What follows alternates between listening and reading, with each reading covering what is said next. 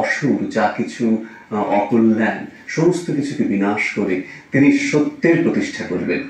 আমাদের কাছে রীতি রয়েছে আমাদের সঙ্গে, আজকে অনেক বন্ধুরা রয়েছেন, তাই রীতির কাছে আবার যাবো। রীতি, আরেকটি নতুন কবিতায় তুমি আগমনের বার্তা আমাদের সকলের মধ্যে একটুখানি ছড়িয়ে দাও।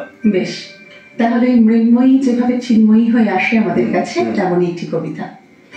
অহং দুর্গে, মধুবনী চ্যাটার্জি।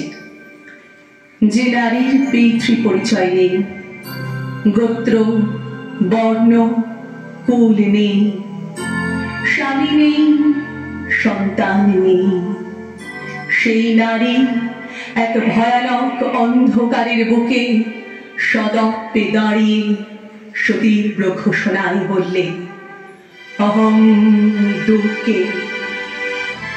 প্রতিষ্ঠিত হল তার পরিচয়।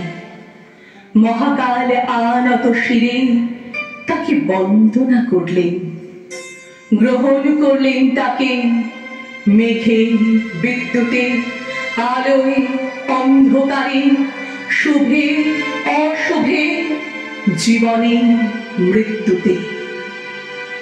যে মেয়েটি পরিচয়ের চাল চিত্র নিয়ে চলে সমাজের অন্ধ গলিতে, অমুকের কন্যা তমুকের স্ত্রী, কুল বর্ণ গোত্রে গড়া, প্রতিদিন তার আঁচল ছেড়ে, প্রতিনিয়ত তার নিথর হাতে ভাঙা শাখায় পরাজয়ের গ্লানি গুমড়ে ওঠে। তার খণ্ডিত দেহের উপর মহাকাল আর্তবিলাপ করেন, জাগো জাগো বলে। কে যাবে? তার হবে অকাল বোধন। অতৃপ্ত পিতৃকুল দু চোখ ভরে দেখুক, জেগে উঠছে মেয়ে।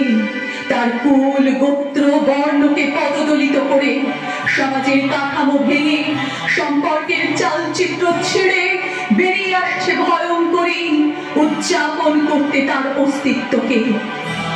মহাকাল আনত শিরে প্রশ্ন করবেন, কে তুমি? রণদুন্দুভীর তালে কালোর বুকে আলোর প্লাবন এনে অনন্তের দিকে তার ত্রিনয়ন মেলে সে ঘোষণা করবে, অহং দুর্গে, অহং দুর্গে, অহং দুর্গে।